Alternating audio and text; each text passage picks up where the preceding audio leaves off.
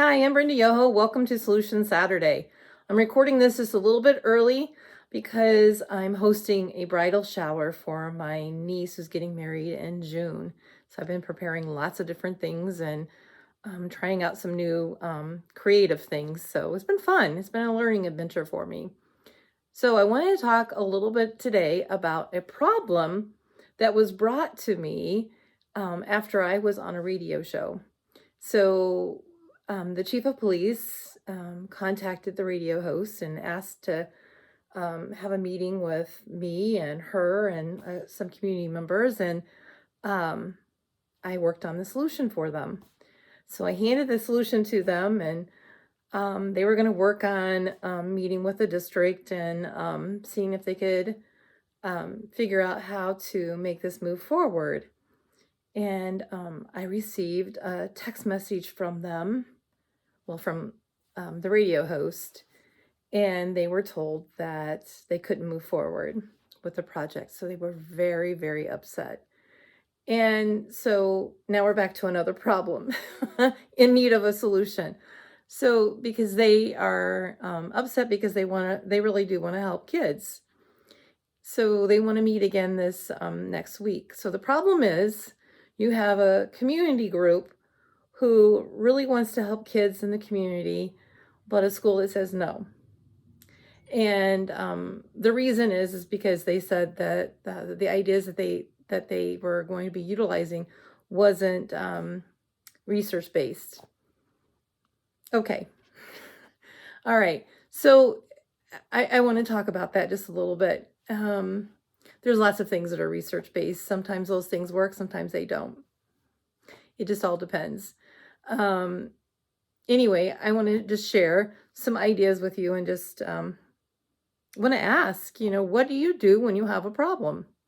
And, actually there is a book that says, what do you do with a problem? And of course it's written by one of my favorite authors. So I have several books that I had included. This was one of the books in the stuff that I had given the community. Very good literature. I put standards with it and everything. And I just want to kind of talk about the steps of when somebody tells you no, your first instinct is to react with your emotions because you really feel strongly about everything. And this group does feel that way. I'm not involved with it as much as they are. So I calmed them down just a little bit. But here's what I want to share with you is some pages from the books that are included in some of this stuff that I wrote for them. So the whole goal for the community members was this. They saw an increase in a lot of violence and behaviors of the youth within the community. And they're getting that from the police department and also from some principals that they had spoken to. And I told them when they met with me, I said, well, that's not just an isolated incident or problem that is being faced not just by this community, but lots of communities throughout the United States. So I'm more than happy to help you because I think that if I can help you, then maybe it's something that we can share it with other people. So I said, Trying was one of the books in the materials that I provided to them. I was excited to get started, but as I was working, I realized that something was wrong. With every strike, I felt a little more deflated. With every blow, my disappointment grew. This was not turning out the way I had imagined. Why did I think I could do it? Why had I let myself care about this so much? So the story is about this little boy who sees an elderly man who has been working on sculpting. And as he goes through the story, you can see the beautiful illustrations. He learns a very good lesson.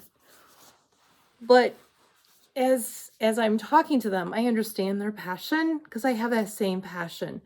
You really, really want to do all that you can to help the children in your community, in your schools, in your area. But just because you've been told no doesn't mean that you quit trying. Lesson number 1. Okay. Lesson number 2. Noticing. That's another book in the materials. Oh, so much, she said with excitement. It's like the whole sky is tempting me to be amazed. I see wild horses running free and upside down castles. I see whales flying like songbirds and a dragon breathing fire. But it's not only that. I'm filled with butterflies and excitement. It feels like an adventure is unfolding and I don't want to miss any of it. I stared up, wanting to see what she saw. The more you pause and allow for the extraordinary, the painter explained, the more you will find it.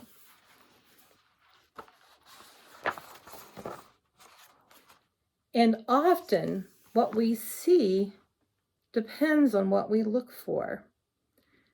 Take this mountain, for instance. She gestured to the horizon. A climber might see a great challenge. A scientist might see the movement of an ancient glacier, and someone else might notice the cool breeze traveling from its snowy peaks. Though all may look at the same thing, we don't always see it in the same way. That is true for mountains as also for people. I don't know if you can see that beautiful illustration. So isn't that true? I often say to individuals, we have to teach ourselves to look through the lens of individuals and see how they see things. Just because we're looking at a problem in a certain way doesn't mean that others are looking at it in the same way. So we have to take all those things into consideration when we're dealing with a problem. We have to take all of those lenses and look at it and find the best solution for the problem. So when you're asked what to do with a problem, it showed me that it is important to look closely because some opportunities only come once.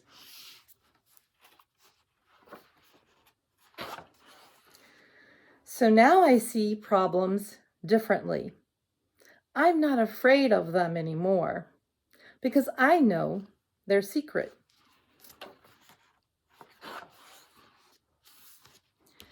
Every problem has an opportunity for something good. You just have to look for it.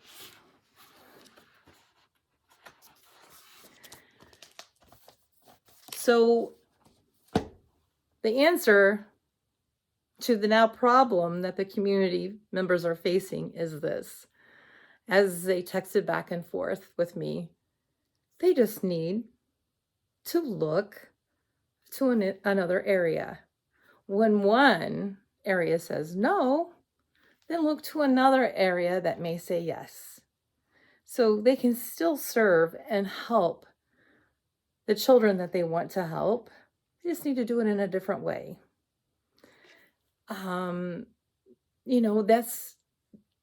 That's okay if people think that things are not okay for what they're doing. It's perfectly fine. If we have suggestions of how things can be better, then okay, yeah. But, don't get upset. Don't get angry and shut down and try to find a different way when you believe in something. So one of the, I have very few, authors that I really I'm very intense with, and Cleo Wade is one of those. And I love her thought patterns. I love, how she presents things. And Heart Talk, that is one of the books that I started with her, and it's an adult book. And one of the things that she talks about, one of her pages is about ego. Excuse me. My ego is in me, but is not me. The best of who I am has room to shine when my ego is not blocking my light. We all know what it feels like when our ego creeps in. We act vain, jealous, stubborn, overly competitive, and or defensive, to name just a few. When we behave this way, it is so important to remember that it is not your true self. An ego builds in all of us as a result of our fears or painful experiences. We may not be able to rid ourselves of the ego entirely, but we can certainly stop it from trying to ruin our lives. Try to notice when our ego is doing the talking, making decisions about your life, or stepping its muddy foot all over your relationships. When you start to become aware of its presence, you will find it easier to pause, regroup, and put the real you back in charge. When do you feel that your ego comes out the most? Who in your life triggers your ego to flare up? What do you think fuels your ego? I think this is a perfect lesson in this problem solution. Was ego involved in any of this situation? I don't know. I feel like I'm the outside person involved. A problem came to me, I gave a solution, and then a problem came back to me. And so now I'm trying to give another solution. But we always have to remind ourselves of feelings and making decisions. Are we reacting? Are we responding?